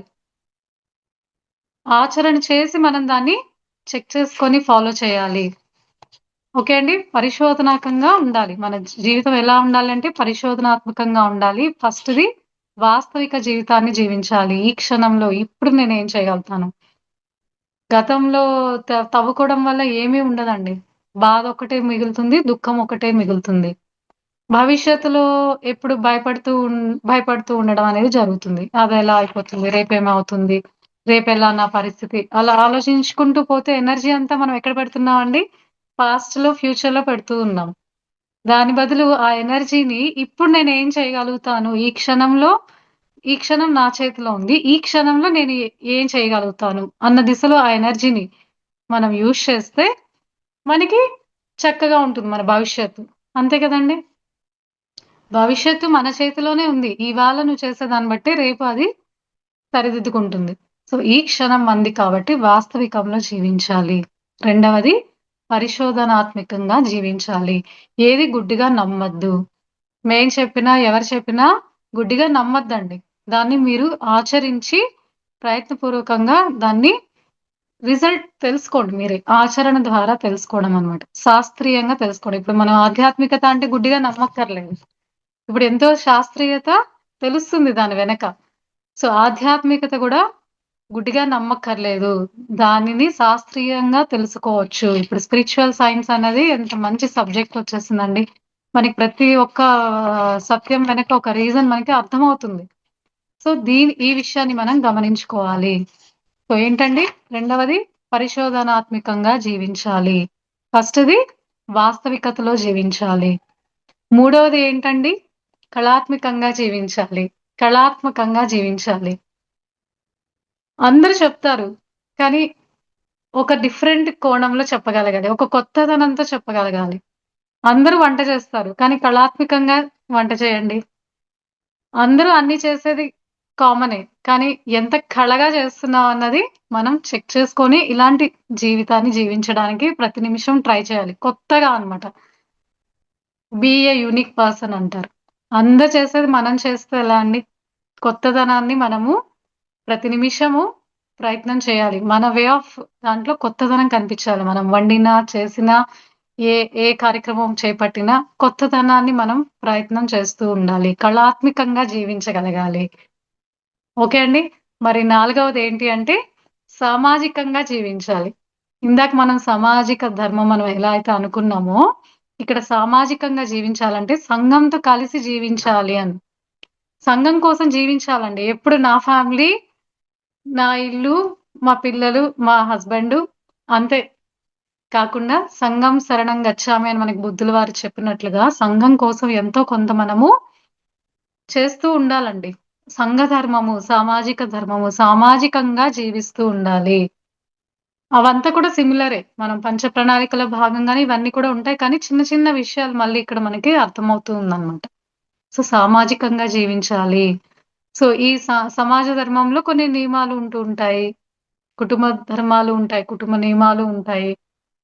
ఇవన్నీతో పాటు మనం సమాజానికి ఎంతో కొంత సహాయం చేయగలగాలి. ఇదే సామాజిక ధర్మం, ఇంకా సంఘ ధర్మము అంటారు. ఓకే అండి. ఇంకా సాంప్రదాయకంగా జీవించాలండి. సాంప్రదాయం అంటే అందరూ ఏమనుకుంటారంటే, సో, మా కుటుంబం నుంచి ఈ సాంప్రదాయం ఉంది. నేనిది చేయాలి. తరతరాలుగా వస్తున్న సాంప్రదాయం ఇది. నేను చేయాల్సిందే అంటూ ఉంటారు. అది బాహ్యంగా అండి. అసలైన సాంప్రదాయకంగా జీవించడం అంటే మన లోపల మనకేమనిపిస్తుంది? దాన్ని మనం ఆచరించడం అన్నమాట. పుట్టలో పాలు పోయమని చెప్పేది సాంప్రదాయం మన తరతరాల నుంచి వచ్చింది. ఇప్పుడు మీరు శాస్త్రీయంగా ఆలోచించే ఆధ్యాత్మిక జీవితం ప్రయాణంలో మీ ఇంట్యూషన్ మీకేం చెప్తుందో అదే చేయాలి. అది సాంప్రదాయం. అసలైన సాంప్రదాయం అన్నమాట. మనమేదో భయపడి చేస్తున్నాము, వాళ్ళు చెప్పారనో, వీళ్ళు చెప్పారనో చేస్తున్నామండి. కానీ మన లోపల మనకేం చెప్తుంది? ఆ సత్యం మనకి ఏమి తెలుపుతుంది? దాన్ని మనము పట్టుకోవడమే అసలైన సాంప్రదాయము అని చెప్పారు. సో, సాంప్రదాయకంగా జీవితాన్ని జీవించాలి. సాంప్రదాయక జీవితాన్ని జీవించాలి. ఓకే అండి. ఇంకా లాస్టు వ్యవస్థాపిక జీవితాన్ని జీవించాలి అని చెప్పారు. వ్యవస్థాపికంగా. ఇప్పుడు చూడండి మనకి ఇప్పుడు బ్రహ్మాస్ మెడిటేషన్ ఛానల్ అనేది ఒక ప్లాట్‌ఫార్మ్ అన్నమాట. ఈ యొక్క ప్లాట్‌ఫార్మ్ ద్వారా ఎంతో జ్ఞానం బయటకు వెళ్తుంది. ఒక వ్యవస్థ అనేది ఇక్కడ ఫార్మ్ అయిందా? ఇప్పుడు పిఎస్ఎస్ఎం అనేది ఒక వ్యవస్థ. అలా రకరకాల వ్యవస్థలున్నాయి కదండీ బయట. దాని ద్వారా మీరు వెళ్ళండి బయటికి ప్రచారానికి అని చెప్తున్నాను. ఒక వ్యవస్థ అనేది ఒక గుర్తింపు, ఒక వ్యవస్థ కింద ఉంటే దాని నుంచి బయటకి నువ్వు స్ప్రెడ్ చెయ్యి. అప్పుడు దానికి ఒక గుర్తింపు అది తరతరాలకు ముందుకు వెళ్తూ ఉంటుందన్నమాట. ఇప్పుడు అలాగే మన పిఎస్ఎస్ఎం అనేది ఒక మూవ్‌మెంట్. అది ఎప్పుడు మూవ్ అవుతూ ముందుకు వెళ్తూనే ఉంటుంది. మూవ్‌మెంట్ అని పెట్టారు కదండీ! సో, అలా ఒక వ్యవస్థ ద్వారా ఇప్పుడు ఒక యూట్యూబ్ ఛానల్ ఇదొక ప్లాట్‌ఫార్మ్ ద్వారా ఈ ఛానల్ ద్వారా ఎంతో జ్ఞానం మనందరికీ అందించొచ్చు. సో, ఇలాంటి అవకాశాలుంటే ఖచ్చితంగా ఆ వ్యవస్థ నుంచి మీరు స్ప్రెడ్ చేయగలగాలి. వ్యవస్థాపిక జీవితాన్ని జీవించాలి. అర్థమైందా అండి? సో, మనం వాస్తవికతలో జీవిస్తూ ఉండాలి. పరిశోధనాత్మకంగా జీవితాన్ని జీవిస్తూ ఉండాలి. ఇంకా కళాత్మకంగా జీవిస్తూ ఉండాలి. సామాజికంగా జీవిస్తూ ఉండాలి. సాంప్రదాయబద్ధంగా జీవిస్తూ ఉండాలి. ఇంకా వ్యవస్థాపిక జీవితాన్ని జీవిస్తూ ఉండాలి. సో, ఇన్ని రకాలుగా ఈ జీవితాన్ని జీవించాలి. ఇవన్నిటిని కూడా మనం గమనించి తెలుసుకోవాలండి. అర్థమైందా అండి? సో, ఈ సందర్భంగా నేను నాకు ఇన్ని రోజులుగా నేను తెలుసుకున్న జ్ఞానంలో క్లుప్తంగా కొన్ని ఒప్పందాలు రాసుకొని ఉన్నానండి. అవి మీ అందరికి కూడా షేర్ చేయాలనుకుంటున్నాను. సో, ఈ ఒప్పందాలు తీసుకొని సదా ప్రయత్నం చేయాలండి. అది మన న్యూ ఇయర్ రిజల్యూషన్. ఈ కొత్త సంవత్సరంలో మనం నూతనంగా మారాలి అంటే కొన్ని ఒప్పందాలు తీసుకోవాల్సిందే. సో, అవి నేనిక్కడ మీకు షేర్ చేస్తాను. మీకేమనిపిస్తే మీ లైఫ్‌లో మీకేమనిపించినవి మీరు రాసుకోవచ్చు. కొన్ని నాకనిపించినవి మనం ఈ ఆధ్యాత్మిక ప్రయాణంలో ఉన్నతి చెందడానికి అనిపించిన విషయాలను నేను మీకిక్కడ షేర్ చేస్తాను. ఎప్పుడు అప్రమత్తతో సర్వత్రా వ్యవహరిస్తాను అని రాసుకోవాలి. ఎప్పుడు సర్వత్రా అప్రమత్తంగా వ్యవహరిస్తాను. ఇది రాసుకోవాలండి. ఇవి మనం ఒప్పందాలు తీసుకోవడం. ఈ కొత్త సంవత్సరానికి మనం డెవలప్ అవ్వాలి అంటే కొన్ని ఒప్పందాలు తీసుకోవాల్సిందే. ఇది రాసుకొని, అంటించుకొని, రోజు చదువుకొని దాన్ని మనం ఆచరణలోకి పెట్టగలగాలి. సర్వత్రా నేను అప్రమత్తంగా వ్యవహరిస్తాను. అపస్మారకంగా ఉండకూడదండి. నటరాజస్వామి కింద ఒక రాక్షసుడు ఉంటాడు కదా! ఆ నటరాజస్వామి ఒక కాలు నొక్కిపెట్టుంటాడు. అపస్మారకుడు అంటే అపస్మారకంగా అంటే ఎక్కడో మైండ్ ఎక్కడో బాడీ ఇక్కడ అంటారు చూడండి. అపస్మారకం అన్నమాట. అంటే ఎరుక లేదు అని. అలాంటి దాన్ని నొక్కిపెట్టడమే నటరాజస్వామి కింద సింబల్ అన్నమాట. అంటే ఆయన ఏం నొక్కిపెట్టాడంటే మనలో ఉన్న ఆ మాయని, అపస్మారకాన్ని ఆయన నొక్కిపెట్టాడు అని మీనింగ్ అన్నమాట. సో, ఈ విషయాన్ని గమనించి ఈ యొక్క ఒప్పందం ఏంటి అంటే, నేను ఎల్లప్పుడూ అప్రమత్తంగా వ్యవహరిస్తాను. వెంటనే మాయలో పడొద్దండి. ఏది జరిగినా, ఏది వస్తున్నా, ఎలాంటి వ్యక్తి మీకు ఇబ్బంది పెట్టినా గూడా అపస్మారకం అవ్వద్దు. అప్రమత్తంగా వ్యవహరించాలి అన్నది మొదటి ఒప్పందం.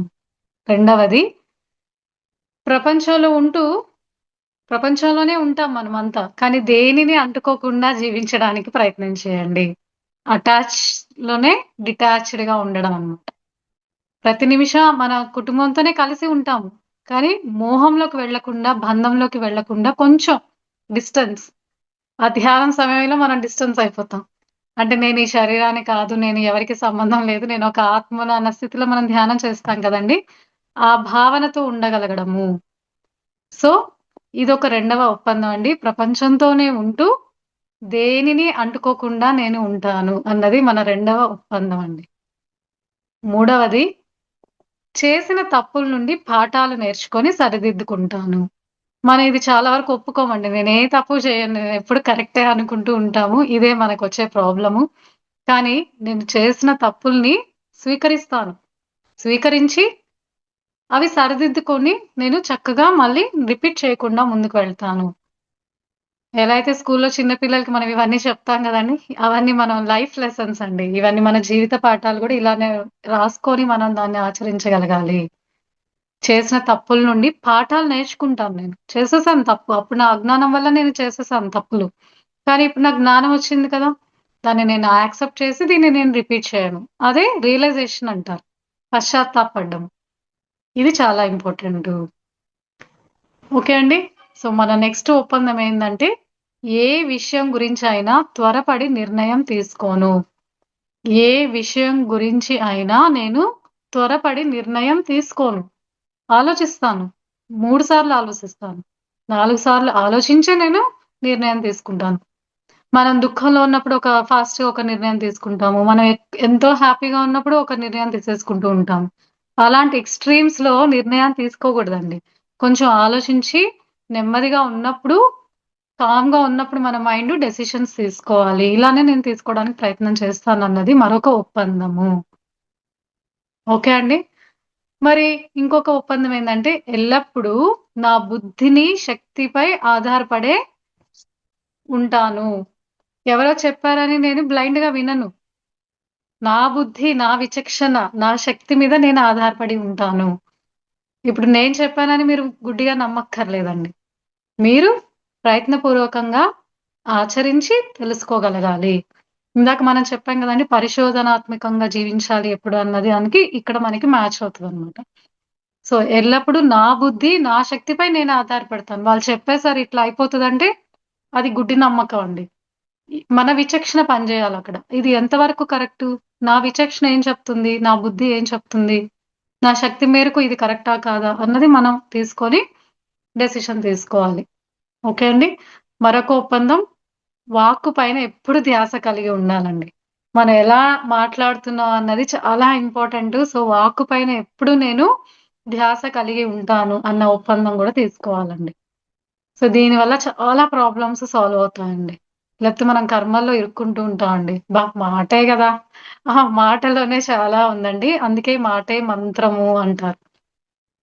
మంత్రంగా ఉపయోగించాలండి. మనం మాట్లాడామంటే అది మంత్రంగా వెళ్ళాలి. అది ఒకరికి ఉపయోగపడే విధంగా ఉండాలి. లేదంటే మౌనం పాటించాలి.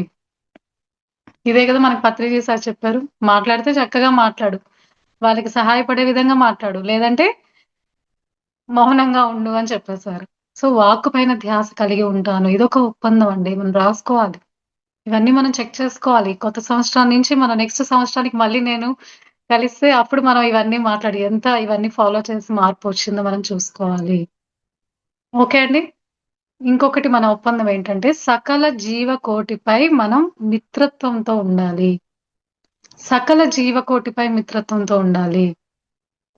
దోమే కదా, చీమే కదా, బొద్దింకే కదా మన ఇంట్లో అని మనం ఇష్టం వచ్చినట్లు మనం చంపేస్తూ ఉంటామండి. ఇప్పుడు ఈ ఆధ్యాత్మిక ప్రయాణంలో వాటిని కూడా చంపలేమండి మనం. మీరు చూసుకున్నారో లేదో నేను కూడా ఇది ఫాలో చేస్తున్నా. మా ఇంట్లో విచిత్రంగా చూస్తున్నారు నన్ను. కానీ మనం చంపలేమండి. మనకు తెలియకుండా ఒకవేళ చంపుంటే మనం క్షమాపణ కోరుకుంటాము. మనకు తెలిసి మాత్రం మనం చంపలేము. లేకపోతే మనం వాటిలతో మాట్లాడాలి. నీ వల్ల నాకు ఇబ్బంది కలుగుతుంది ఇంట్లో. నీ వల్ల ఇబ్బంది కలుగుతుంది. ప్లీజ్ నేను నిన్ను చంపను. నువ్వు వెళ్ళిపో అంటే అవి వెళ్ళిపోతాయండి. మన శక్తి కరెక్ట్‌గా ఉంటే అవి మన మాటలు కూడా ఇంటాయంట.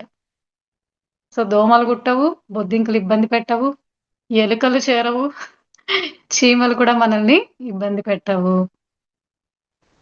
ఓకే అండి. సో, చిన్న ఎగ్జాంపుల్ ఈ మధ్య వినాయక చవితి రోజు కరెక్ట్‌గా అండి మా ఇంట్లో ఎలుక వచ్చింది. వినాయక చవితి రోజు వచ్చింది కదా! వినాయకుడి వాహనం కదా అని చెప్పేసి నేను అస్సలు దాన్ని చాలా హ్యాపీగా వెల్కమ్ చేశాను. మా ఇంట్లో వాళ్ళు నన్ను తిట్టుకున్నారు ఫుల్లు. అదంతా ఇల్లు ఖరాబ్ చేస్తది, అవి ఇవి కొట్టేస్తది కదా! అంటే వినాయక చవితి రోజు రావడం అంటే సంథింగ్ రీజన్ ఉంటుంది. ఏమి పర్వాలేదని చెప్పి అలానే వదిలేసాను. సో, అలా మనము సకల జీవకోటిపై మిత్రత్వంతో వ్యవహరించాలి. అది చిన్నదైనా అవ్వచ్చండి. కానీ మనము మనస్ఫూర్తిగా మాట్లాడుకుంటే, మన శక్తి కరెక్ట్‌గా ఉంటే అవి కూడా ఇబ్బంది మనకి కలిగించకుండా వెళ్ళిపోతాయన్నమాట. సో, సకల జీవకోటిపై కూడా మనం మిత్రత్వం కలిగి ఉండాలి. ఇంక దీన్ని బట్టి నాన్ వెజ్ అసలెందుకు తింటారండి జనాలు ఇది వింటే?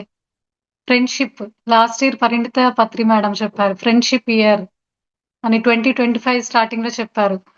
మిత్రత్వం అన్నిటి మీద మిత్రత్వం ఉండాలి అనేసి. సో, అది మనం ఒక ఒప్పందంగా తీసుకుంటే మనం ఫాలో చేయొచ్చండి ఈజీగా. ఓకే అండి. సో, మరొకటి ఏంటంటే దేనిని క్యారీ చేయను. హర్ట్ అయినప్పుడు వెంటనే వదిలివేస్తాను. ఇప్పుడు మనల్ని ఇబ్బంది పెడతారు. ఇబ్బంది పెట్టే వ్యక్తులు ఉన్నారు. కానీ అప్పటికప్పుడే ఓకే. వెంటనే మనకు ఆ ఎమోషన్ వచ్చింది. ఎక్స్‌ప్రెస్ చేద్దాము. కానీ వదిలేద్దాం. కోపమొచ్చిందా ఆ నిమిషం అరవండి. అది లోపల పెట్టుకొని మనమేదో త్యాగం చేయక్కర్లేదు. ఎమోషన్‌ని కూడా ఎక్స్‌ప్రెస్ చేయొచ్చు. కానీ దాన్ని ప్రొలాంగ్ చేయగూడదండి. క్యారీ చేయగూడదు. నిన్నటిది, మొన్నటిది, లాస్ట్ మంత్, ఆ ఇయర్ ఇలా జరిగింది, ఇలా అన్నారు అని ఇది క్యారీ చేస్తే ఎవరికండి నష్టము? మనకే నష్టము. కాబట్టి ఏదైనా ఇబ్బంది మీకు కలిగితే వెంటనే ఆ నిమిషం హర్ట్ అయినా కూడా దాన్ని వదిలేయాలి. ఇదొక ఒప్పందం తీసుకుందామండి. ఎన్నో రకాలుగా ఇబ్బంది వస్తది. మనం గూడా ఎప్పుడు స్టేబుల్‌గా ఉండలేం కదండీ! ఎంతో కొంత ఫ్లిప్ అవుతాం. ఆ నిమిషమే అని ఉండాలి మనం. మళ్ళీ మర్చిపోవాలి. మళ్ళీ హ్యాపీగా ఉండాలి. జరగనట్లే ఉండాలి. ఇలాంటి యాటిట్యూడ్‌ని మనము సంపాదించుకోవాలి. సో, హర్ట్ అయిన వెంటనే దాన్ని వదిలివేయాలి. క్యారీ చేయగూడదు అన్నది మరొక ఒప్పందం అండి. ఓకే అండి. మరొకటేంటి అంటే, నా మీద నేను పూర్తి బాధ్యతతో ఉంటాను అని రాసుకోవాలి. నా మీద బాధ్యత ఎవరికీ ఉండదండి. నా మీద బాధ్యత నాకే ఉంటుంది. నా భర్త బాధ్యత నాది. నా మీద బాధ్యత నా భర్తది. ఎవరి మీద వాళ్ళకి బాధ్యత ఉండాలండి. బాధ్యత అంటే ఇవన్నీ ఈ శరీర ధర్మాలు, ఈ పంచప్రాణాలు అంతా కూడా ఎవరి బాధ్యత అండి? మన మీద మనకి బాధ్యత ఉంటేనే, మన మీద మనకి ప్రేమ ఉంటేనే మనం ఇది చేయగలుగుతాం. అంతే గదండీ! సో, మన మీద మనకి ఎప్పుడు బాధ్యతతో కలిగి ఉండాలి మనం. అండ్ స్వీయ ప్రేమ కలిగి ఉండాలి. ఆ స్వీయ ప్రేమ మన మీద మనకుంటేనే మనం ధ్యానం చేస్తాం. ఈ పంచ ప్రణాళికను ఫాలో చేస్తాం. మన మీద మనకు ప్రేమ ఉంటేనే ఇవన్నీ చేస్తాం. మన ఆత్మ చక్కగా ఎదగాలి అంటే మన మీద మనకు ప్రేమ ఉండాలి. మన మీద మనకి బాధ్యత ఉండాలి. అప్పుడే ఇది సాధ్యమవుతుంది. ఓకే అండి. మరొక ఒప్పందం ఏంటంటే, పాతదాన్ని వదిలేసినప్పుడే కొత్తదనాన్ని చూడగలుగుతాము. అవును కదండీ! ఎప్పుడు పాత చింతకాయ పచ్చళ్ళనే పట్టుకుంటే ఇంక కొత్తది ఎక్కడొస్తదండి? సో, ఎప్పుడు నా యాటిట్యూడ్ ఇంతే. నేనెప్పుడు ఇలానే ఉంటాను. ఇది నా అలవాటు. ఇది నా వీక్‌నెస్సు అని మనం అనుకోగూడదండి. ఎప్పటికప్పుడు మారాలి అనుకోవాలి. చేంజ్‌ని మార్పుకి స్వాగతం పలుకుతూ ఉండాలి. ఓకే అండి. ఎప్పుడు పాతదనాన్ని వదిలేసినప్పుడే మనకి కొత్తదనాన్ని మనం చూడగలుగుతాం. మన మైండ్ అంతా పాత దాంతో నిండిపోతే ఇంక కొత్త విషయాలు ఏమెళ్తాయండి? ఆ పాతవిని మనం తీసేస్తేనే కొత్తవి మనం తీసుకోగలుగుతాం. ప్లేస్ కావాలి కదండీ! మనం అన్నీ మన గార్డెన్‌లో కలుపు మొక్కలే ఉంటే, ఇంకా మంచిగా ఎలా ఎదుగుతాయండి? మంచి చెట్లు వేయడానికి మనకి ప్లేస్ ఎక్కడుంటుంది? ఆ కలుపు మొక్కలు తీసేస్తేనే కదండీ ప్లేసొస్తుంది. కొత్త మొలకలు నాటొచ్చు. అలానే మన బుర్రలో గూడా అంత పాత విషయాల్ని, పాతవి అవన్నీ కూడా తీసివేయగలిగితేనే కొత్త వాటికి ప్లేసొస్తదండి. ప్లేస్ ఇవ్వాలి కదండీ! ఆ ప్లేస్ ఇచ్చే ప్రక్రియే ధ్యానము. ఎందుకంటే ఈ ధ్యానం ఏం చేస్తదండి? మైండ్‌ని ఎంప్టీ చేసేస్తది. ఆ మైండ్ ఎప్పుడైతే ఎంప్టీ అయిపోతదో, అప్పుడు కొత్త విషయాలు నీకు బోధపడతాయి నీ ఇంట్యూషన్ ద్వారా. ఆ జ్ఞానం అనేది నీకక్కడ నిండబడతది. ఆల్రెడీ నీ బుర్రలో అంతా కూడా ఒక చెత్త నింపి ఉంటే, ఆ జ్ఞానానికి ప్లేస్ ఎక్కడుందండి? సో, ధ్యానం ద్వారా మనం దాన్ని క్లియర్ చేసుకుంటూ ఉంటే, కొత్త జ్ఞానాన్ని, కొత్త విషయాల్ని మనం నింపుకోవడానికి ప్లేస్ దొరుకుతుంది. ఎలా అయితే పాత వస్తువులన్నీ తీసేస్తే గదండీ కొత్త వస్తువులకి ప్లేసొస్తుంది మన ఇంట్లో. ఎన్నో బట్టలు కొంటుంటాం, ఎన్నో వస్తువులు కొనుక్కుంటాం. కానీ ఎప్పటికప్పుడు ఫిల్టర్ చేయాలి కదండీ కొత్త వాటికి ప్లేస్ ఇవ్వాలంటే.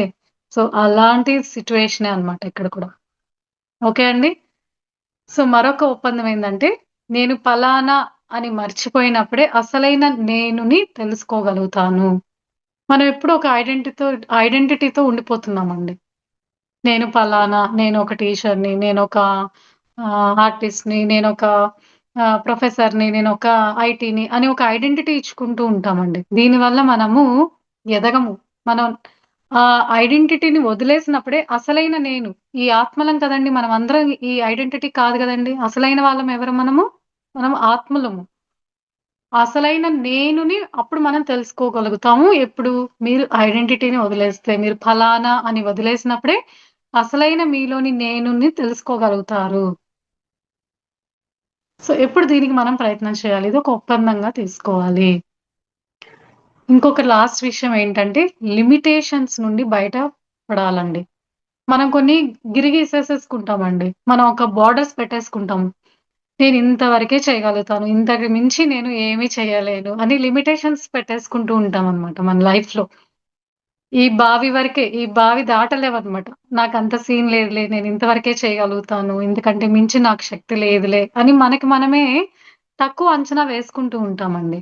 యాక్చువల్‌గా అయితే మనలో అనంతమైన శక్తి దాగి ఉందని మనందరికి తెలుసు కదండీ ఆత్మ యొక్క శక్తి.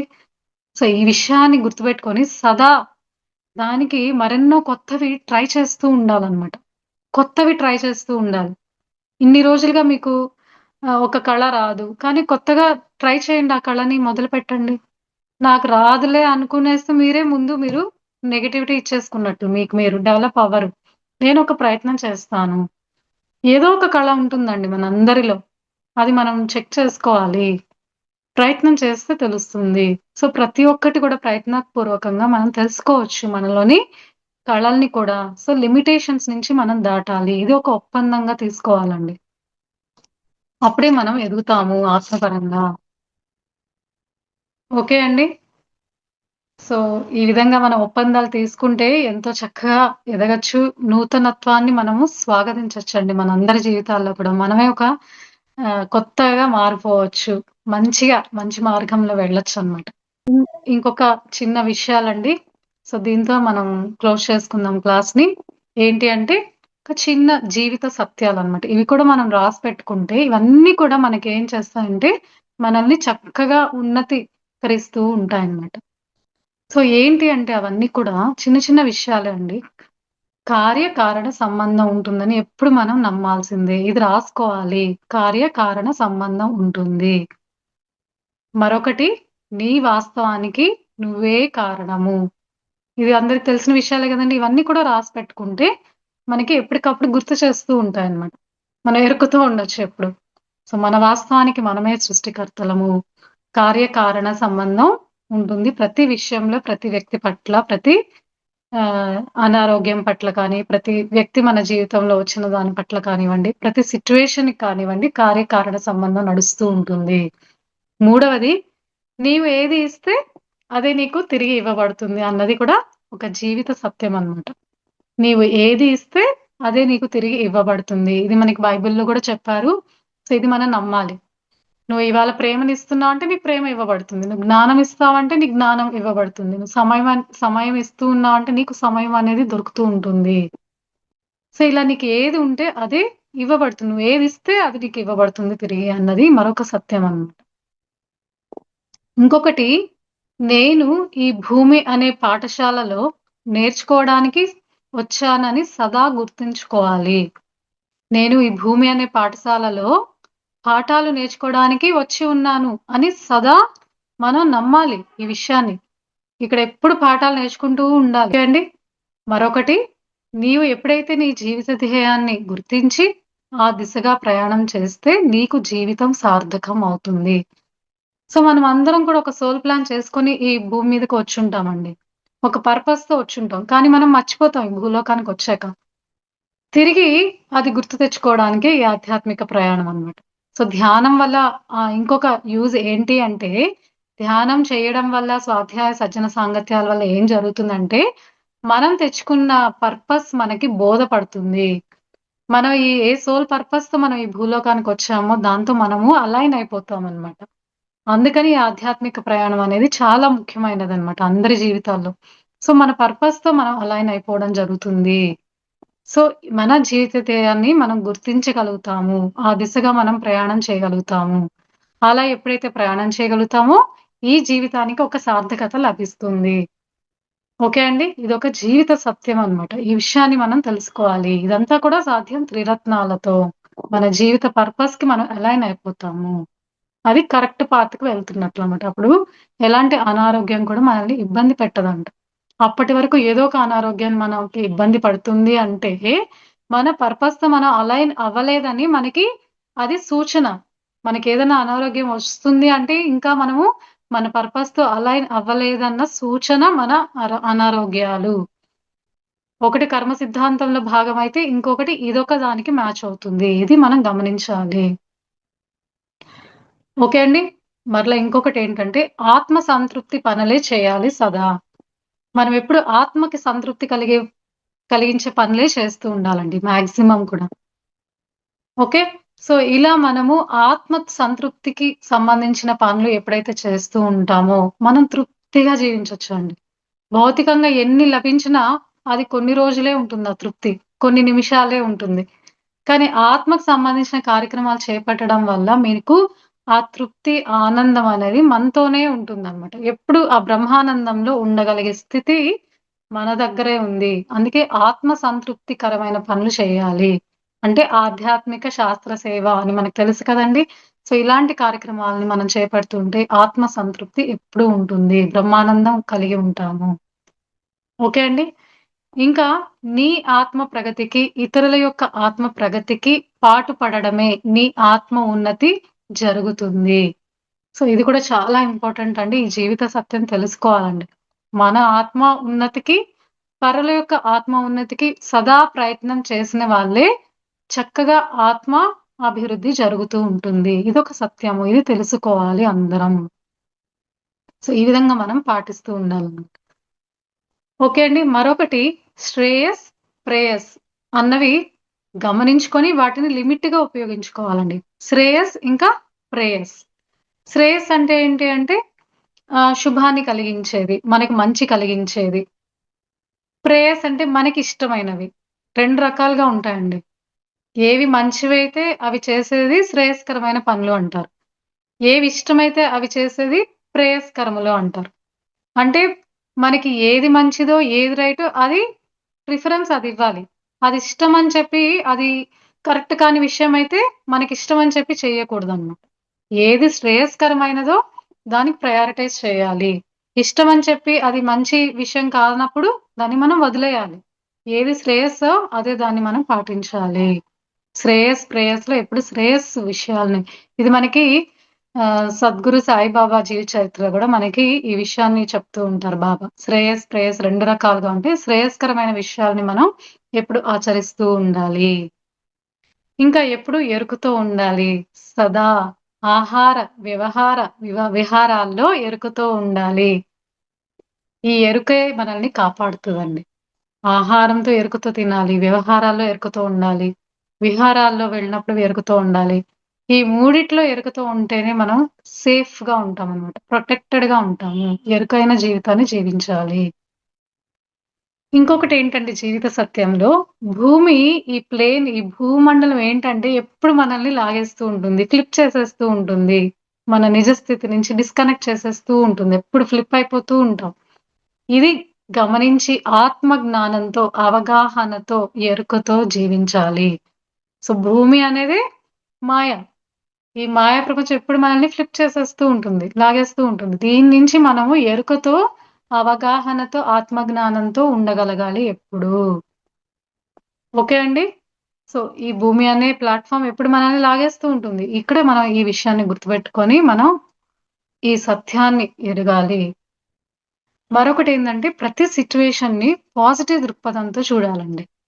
మనం ఏదైనా కొంచెం జరగంగానే నెగెటివ్ ఇంకా ఎక్కువ నెగెటివ్ చేసేస్తూ ఉంటాం ప్రతి సిట్యుయేషన్‌ని. అలా కాకుండా దాంట్లో ఉన్న పాజిటివిటీని మనం చూడగలిగే అలవాటు చేసుకోవాలి.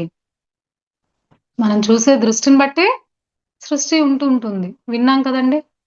మన కళ్ళని బట్టే మనకు కనపడుతుంది ప్రపంచం.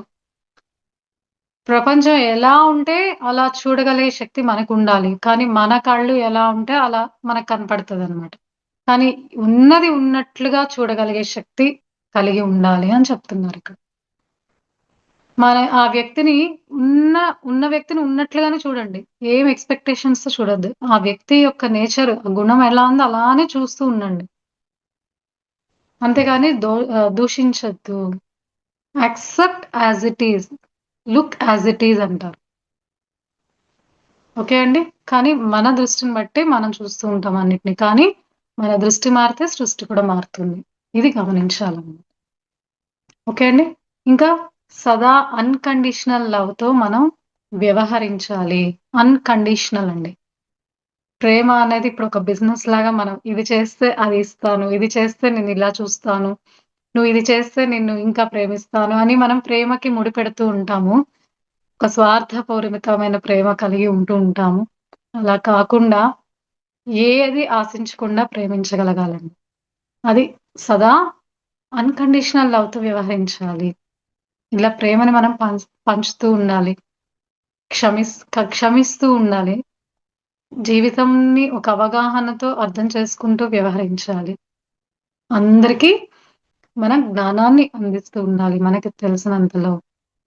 మనం ఎదుగుతూ పక్కవారిని గూడా ఎదిగేలా చేయడానికి మన జీవితము సార్థకత చెందుతుంది అని నమ్మాలి. ఓకే అండి. సో, ఇది నేనివాళ చెప్పాలనుకున్నది.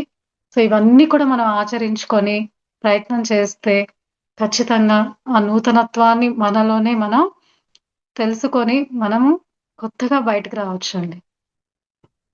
థాంక్ యూ అండి. Thank you so much.